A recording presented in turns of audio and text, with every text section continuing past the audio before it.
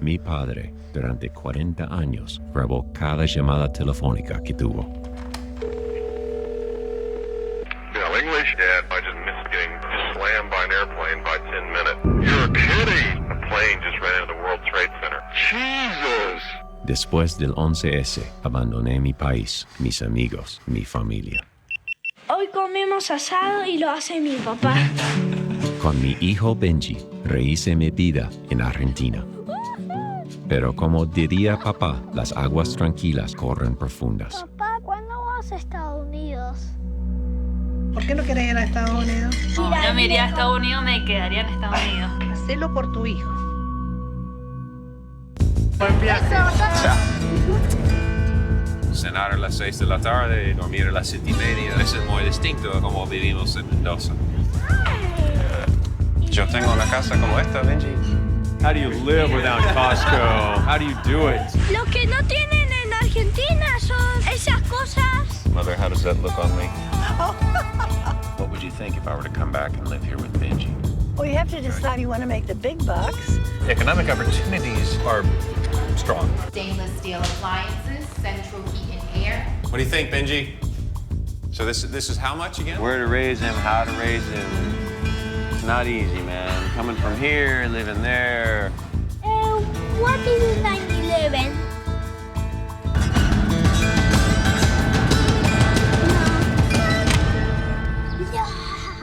Parenthood's crazy, isn't it? I love being a father, and that's why I worry so much about the right thing to do.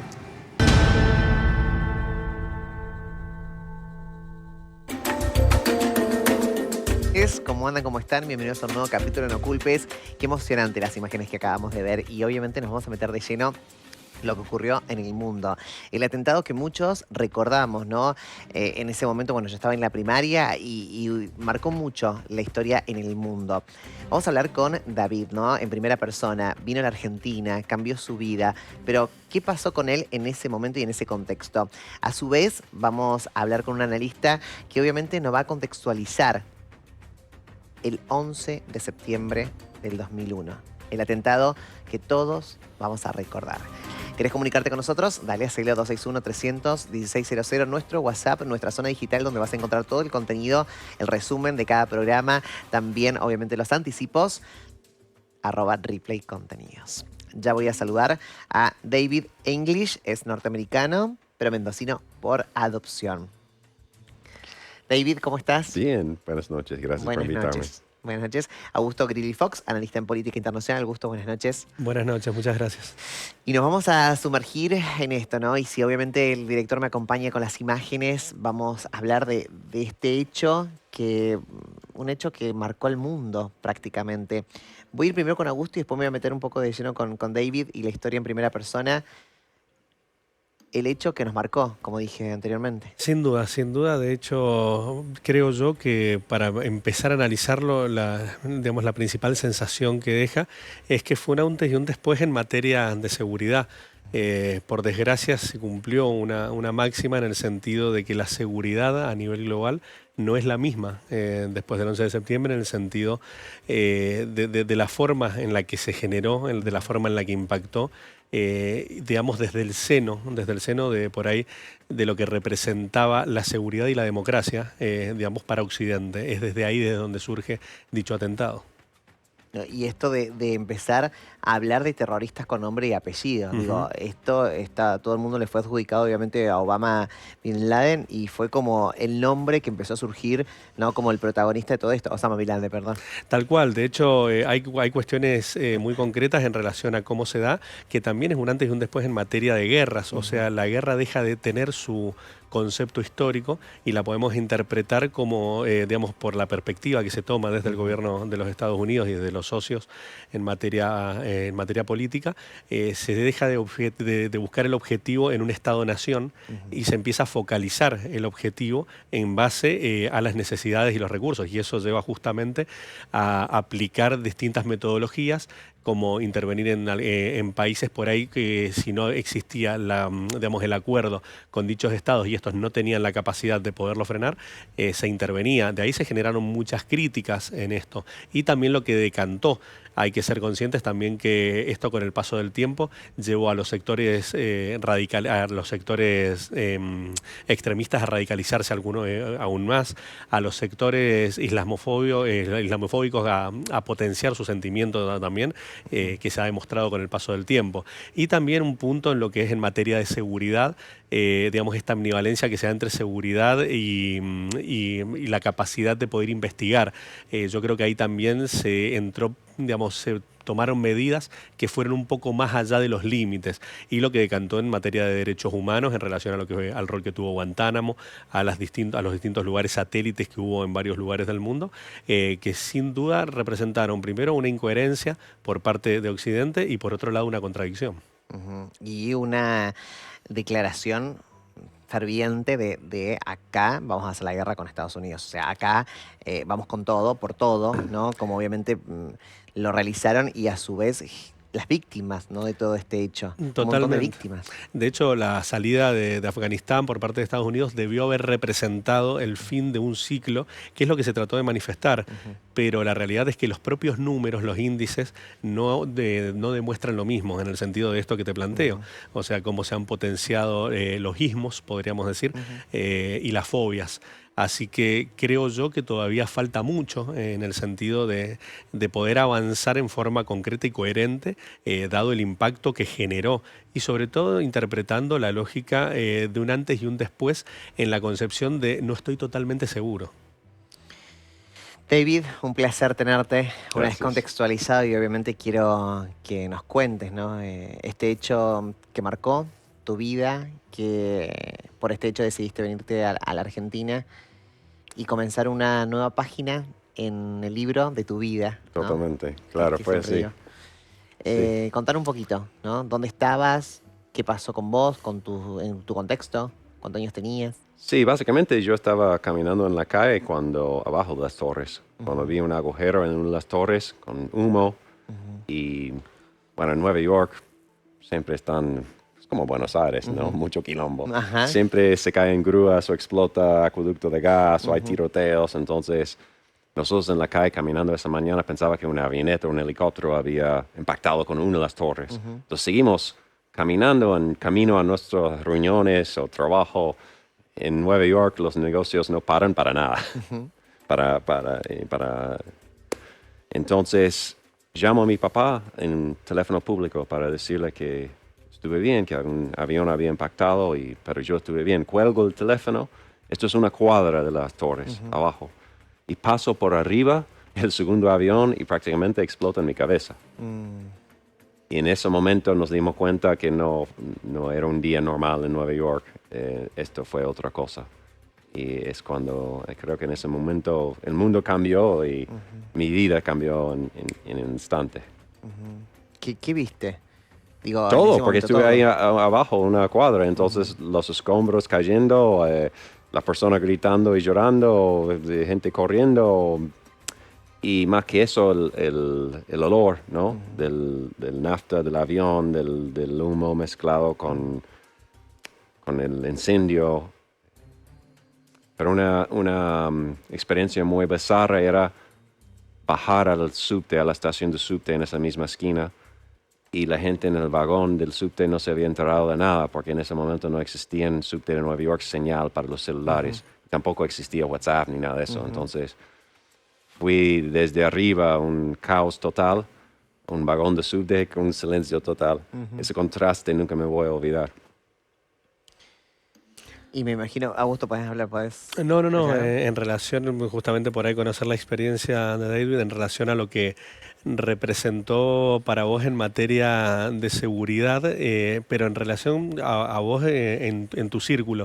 O sea, vos te viniste, pero tus vínculos más directos, ¿cómo siguieron su día a día en relación a tener miedo? Bueno, ese es un excelente punto, y creo que una de las razones principales por qué me fue de Estados Unidos fue eso de vivir con miedo constante. Porque en los días después del 11 de septiembre bueno, el ejército en las calles en Nueva York, nosotros en Estados Unidos no estamos acostumbrados a ver tanques en la calle. Mucho miedo por viajar en el subte, ver a alguien musulmán con una mochila o una bolsa de papel y tener mucho miedo que eso es una bomba. Amenazas constantes en la tele sobre anthrax. Alguien empezó a mandar cartas de anthrax. Atentados que iban a venir. Alarmas falsas. Amenazas falsas. Vivir con ese miedo constante es horrible. Y la verdad quería escaparme de eso, tanto como escaparme de vivir al lado de un pozo tóxico con 3.000 muertos.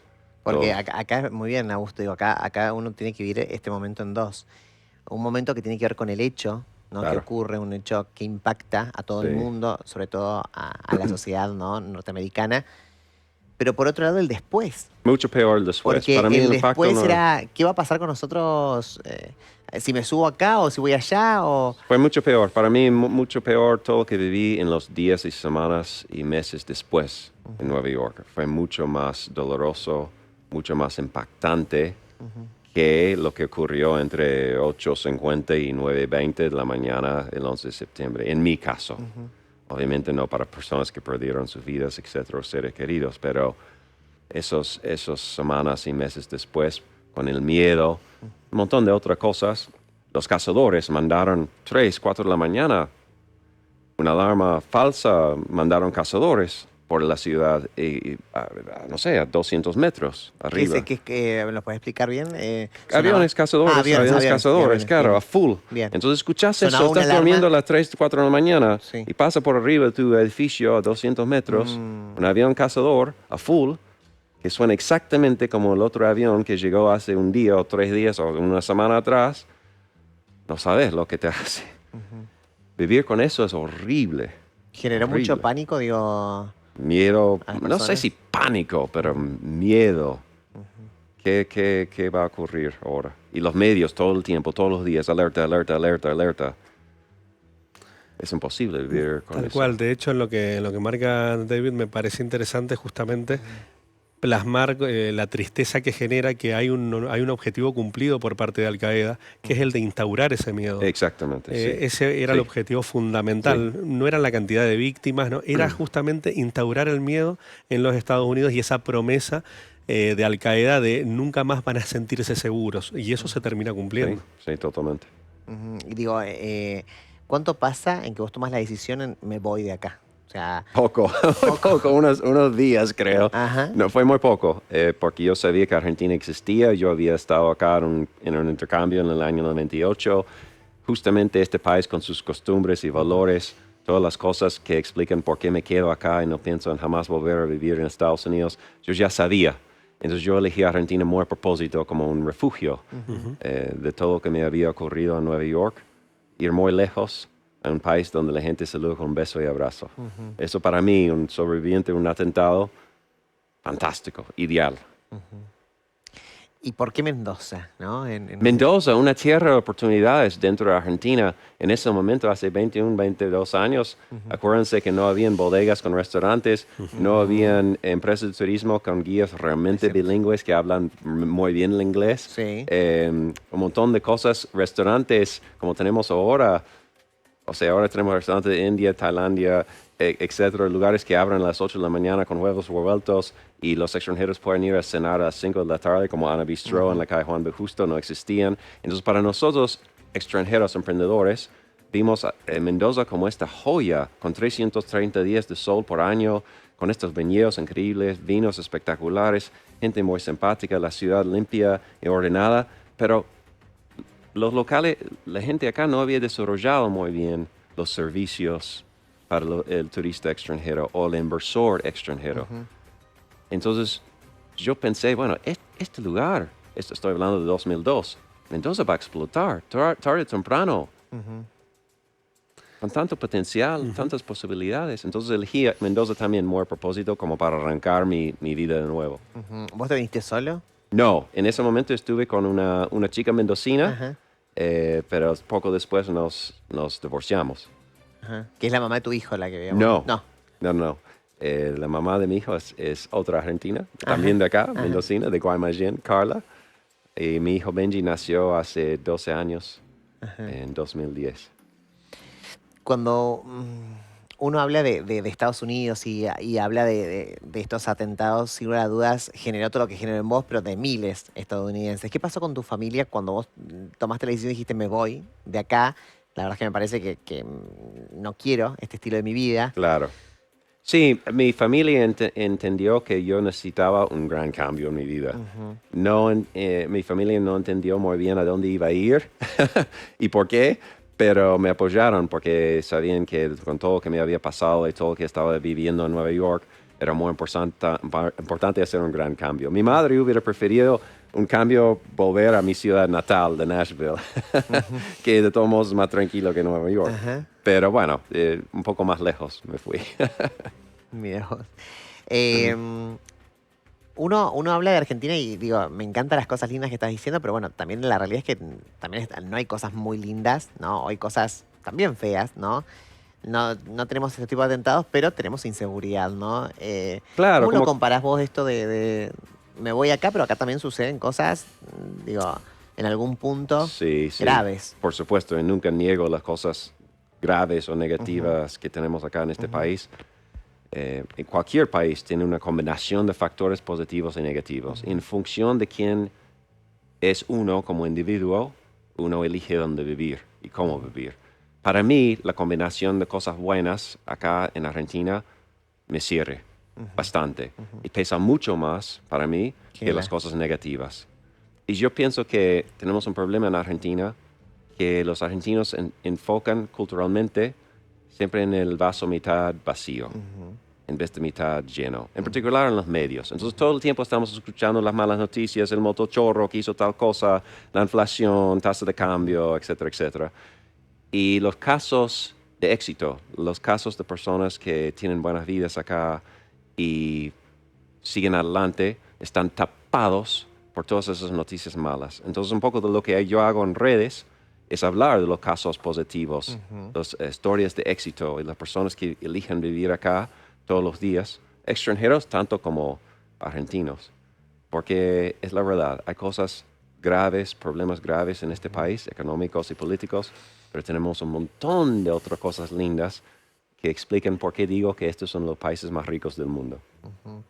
¿Cómo queda la ciudad, digo, de Nueva York después de todo esto? Digo, hoy, 2023, hablas de este atentado, hablas o te cruzas con un musulmán, o ¿cómo quedó la sociedad? ¿Quedó sensible, susceptible? Es buena pregunta, pero porque no he vuelto a vivir en Nueva York. Entonces es muy difícil para mí contestar esa pregunta. Yo volví por primera vez a Zona Cero hace unos años con mi hijo y justo hicimos una película documental que hemos visto las imágenes sobre esa experiencia de volver por primera vez en casi 20 años a Zona Cero. Yo nunca había regresado y decidí volver cuando mi hijo empezó a preguntar por mi historia, preguntarme, papá, ¿qué haces acá en Mendoza si vos sos yankee? Y por eso hicimos el documental. Entonces no te puedo contestar la pregunta porque no vivo allá, no soy parte de la sociedad. No te puedo decir. ¿No tenés conocido, amigos? Mi hermano sigue viviendo en Nueva York. Y yo creo que esa cultura de miedo sigue existiendo de una manera muy fuerte en la sociedad norteamericana.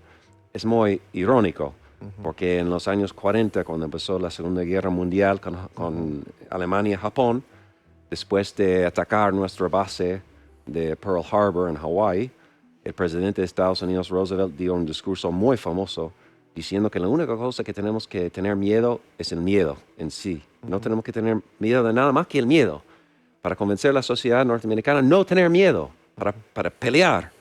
Y lamentablemente creo que se ha olvidado de eso en Estados Unidos, porque viven con miedo constante. Si vos mirás las noticias allá, siempre es una alerta, un tiroteo, un tornado, un esto, el otro, todo el tiempo. Es muy triste. Entonces creo que la sociedad en ese sentido no ha cambiado. ¿Qué pasa digo, esto obviamente lo que puedas vos decirme desde tu familia hasta tu hermano que vive en Nueva York? ¿Qué pasa con los políticos, ¿no? Y esto de que muchas veces se involucraba en lo que pasó este atentado con el vicepresidente en ese momento, se involucraba, digamos, en esta parte. Dick Cheney. No lo tenía anotado para pronunciarlo bien. ¿Qué pasa con la sociedad? ¿Les cree? ¿Piensan que esto fue realmente un atentado? ¿Fue algo de ajuste político? No, yo creo que la gran mayoría, también hay una cultura de conspiraciones más fuerte acá en Argentina que en Estados Unidos. No digo que no existe en Estados Unidos, porque también hay gente convencida sobre el asesinato de Kennedy o lo que pasó el 11 de septiembre, que fue toda una conspiración del gobierno, etcétera, etcétera. Pero creo que es una gran minoría de personas, no son muchos, no se escucha mucho de eso en los medios o en el discurso en general sobre el tema, si había algo ahí nefasto por el gobierno de Estados Unidos o por algún político. Pero eso es bien argentino, pensar que atrás de todo hay algo. hay algo raro. Sí, ese pensamiento es bien argentino. Cuando sí. uno busca obviamente información y con todo el equipo de producción, obviamente nos salían muchas conspiraciones. Claro. Obviamente estamos teorías, obviamente Sí. conspirativas, que estábamos preguntando acá y que, bueno, está bien. Yo no digo que no existen, pero yo creo que existen en, no sé, tal vez uno de, 20 casos hay una conspiración. Y cuando hablan de eso, yo creo que, por ejemplo, que el hombre nunca llegó a la luna. O sea, Claro. hay tantas teorías o ideas sobre tantos acontecimientos que, bueno, no puede ser, son todas conspiraciones. Esto es la guerra, digo, con Medio Oriente, ¿no? En esto de las consecuencias, ¿no? que trajo para Estados Unidos. Y uno se pregunta, ¿esto va a terminar o políticamente podría llegar a pasar algo así? Bueno, mira, en su momento Nuevamente. Joe Biden toma la decisión política de retirarse de Afganistán con los costos que eso representaba, en el sentido de que una salida nunca va a dejar de pagar su costo y sobre todo por la forma desordenada en la que se da. Yo entiendo que ahí se trata de dar un mensaje desde algún sector de hasta acá llegó esto, ahora son acciones aisladas, pero entiendo que no, y por la forma desordenada principalmente en la que se da. Si uno ve las decisiones que toma el gobierno de Bush en su momento para avanzar, no se ve algo mancomunado, algo coordinado. Y creo que justamente es la expresión del miedo en los sectores de toma de decisión, ¿no? En materia de derechos humanos, lo que representó Guantánamo fue gravísimo, gravísimo, y de hecho fue un retroceso para Occidente. Históricamente, en la historia contemporánea hemos visto por ahí que Occidente ha tomado la vara de exigir una determinada calidad o capacidad en materia de democracia, en materia de institucionalidad, en materia de derechos humanos, y con medidas del propio gobierno de Bush en su momento se retrocedió muchísimo en materia también de seguridad interna. Eran dentro de estos miedos que hablábamos con David, se daba el tema de sentirse perseguido permanentemente, y ahí vimos cómo termina surgiendo la figura de Snowden en el año 2012-2013 como contratista, que termina él generando una denuncia que termina exiliado de los Estados Unidos, pero además, con el paso del tiempo, la justicia en Estados Unidos plantea la ilegalidad de esta ley patriótica que se generó en materia, en la capacidad de poder indagar sobre los contenidos de la vida privada de las personas. Uno se va por, la decisión final tiene que ver con la inseguridad, inestabilidad de un país o por proyectarse en otro, con otros beneficios. ¿Se entendió la pregunta? No, ¿qué decisión? Digo, cuando la decisión es cuando uno se va del país, no en tu caso, ¿no? A veces, ¿qué pesa más, no? Esto la verdad es que me voy por la inseguridad, por la inestabilidad, o la verdad es que quiero abrirme nuevas puertas. Claro, depende de la persona, y yo creo que es fantástico que la gente joven quiere viajar, quiere vivir unos años afuera, excelente experiencia, desarrollarse en otro país, aprender otro idioma, otra cultura, eso es fantástico. El problema es cuando se van no reconociendo todas las cosas positivas que tenemos acá. Subiendo el avión en Ezeiza, escupiendo por atrás, diciendo que Argentina es un país de mierda. Eso es sumamente injusto y equivocado, porque tenemos un montón de cosas acá que realmente valen la pena y expliquen por qué mucha gente vive bien acá y vive feliz, aunque sin tanta plata y con problemas económicos y políticos. Entonces, el individuo tiene que decidir, según sus valores, dónde vivir y por qué. Y si se pesa un montón ese tema de seguridad, bueno, puede ser que vive más tranquilo en otros países. No se olviden que otros países también tienen sus problemas de seguridad, depende de dónde estamos hablando. Total. Pero Estados Unidos, tiroteos todos los días. Ah, O sea, mira. no es tan seguro. Otros países, obviamente que no. Pero cada país tiene sus atributos positivos y negativos. Y yo recibo mensajes, miles de mensajes, de argentinos viviendo afuera que extrañan muchísimo a Argentina. Y todas las cosas lindas que tenemos acá, que ellos no tienen en Alemania, España, Canadá, Australia, Nueva Zelanda. No, y está bueno que, digo, también uno te escucha y por ahí está bueno el mensaje. Digo, estamos viviendo una época en la Argentina donde los jóvenes, no sé si muchos no, pero no tengo las estadísticas, pero lo que se ve por ahí en redes o lo que están difundiendo es que los jóvenes quieren irse, pensando en que van a vivir otra vida en otro lugar. Sí, Entonces perciben decís, que... ojo con el cuento feliz, estás diciendo, Sí. ojo con... Sí, que claro, ser humano siempre percibe que los pastos más lejos son más verdes. Claro. Entonces las oportunidades más lejos son más interesantes, más... en España yo podría tener una vida de mis sueños. Claro. Pero la vida es dura en cualquier país, porque Cualquier somos lugar. seres humanos y sufrimos un montón de cosas que tienen que ver con ser humanos y existir y tener que pelear y lograr y amar y no es fácil en ningún lado. Entonces esa fantasía te engaña, en particular cuando sos joven. Total. De nuevo, es buenísimo viajar y aprender eso a los golpes. Es la única manera, tal vez. Es normal que la gente joven, en todo el mundo, quiere viajar, quiere conocer otros lugares, fantástico. Pero hay que ver bien de dónde uno viene y reconocer las cosas buenas, no únicamente hablar de las cosas malas. Total, estamos viendo este documental y quiero que me cuentes todo. ¿Por qué se animaron a hacerlo? ¿Por qué te animaste a hacerlo? Ahí está mi hijo Benjamín, Lo amamos, que mira nació lo que acá, su madre es mendocina, y él empezó a preguntarme, papá, ¿qué haces acá en Argentina? ¿Por qué Mendoza? Entonces yo pensé la mejor manera de enseñarle iba a ser Me quedaría en Estados Unidos. ir a Estados Unidos, a Nueva York, y en el lugar explicarle lo que me pasó el 11 de septiembre y cómo me cambió la vida. Y también por qué existe él. Porque el 11 de septiembre, dentro de eso, nació literalmente algo muy bueno, mi hijo, que nunca hubiera tenido mi hijo si no hubiera ocurrido el 11 de septiembre. Entonces yo siempre porque nunca hubiera venido a Argentina, nunca hubiera cambiado mi vida. Claro, para nada. Entonces yo siempre en todo busco los semillas de lo bueno dentro de lo malo. Cualquier experiencia, cualquier tragedia, nos pasa a todos, tarde o temprano, seres humanos en nuestras vidas, un 11 de septiembre. Un infarto, cáncer, perdemos el trabajo, tenemos un choque en el auto, un montón de cosas. Y tenemos que buscar lo bueno dentro de eso e intentar seguir adelante. Y mi película se trata de eso. Ajá.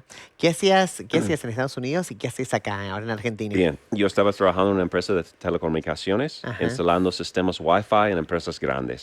Justamente esa mañana, 11 de septiembre, estaba caminando a una reunión para firmar un contrato clave para mi carrera. A las 10 de la mañana iba a firmar ese contrato. Entonces, eso siempre iba a ser, el 11 de septiembre, un día muy importante para mi vida.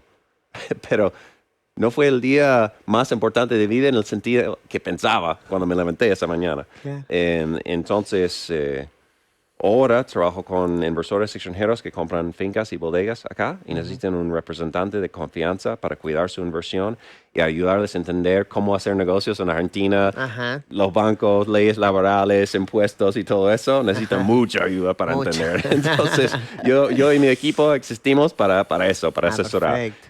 Y el negocio que tengo, emprendimiento que más me gusta es trabajar con universidades de Estados Unidos para traer estudiantes acá que hacen como pasantías en las bodegas. Mi socio, José Mostafa, de San Rafael, y yo trabajamos en eso, con poner los estudiantes en bodegas para hacer trabajos de asesoramiento. Perfecto. Sí. David, te quiero agradecer, muchísimas gracias. Gracias por invitarme y si me quieren seguir en redes, estoy en @soydavidenglish. Muy bien, la podemos colocar, obviamente le decimos a la grafista, @soydavidenglish. Ahí está muy bien, si lo pueden seguir, obviamente te va a seguir un montón de gente. Gracias. Me encanta esto. Augusto, muchísimas gracias. No, por ¿Queda favor. tu Instagram, Augusto? Augusto Grilly Fox, como es mi nombre. Perfecto, excelente. Muchas gracias. Muchísimas gracias a vos que estás en casa. Muchísimas gracias por acompañarnos como todas las noches. Que descanses. Chao.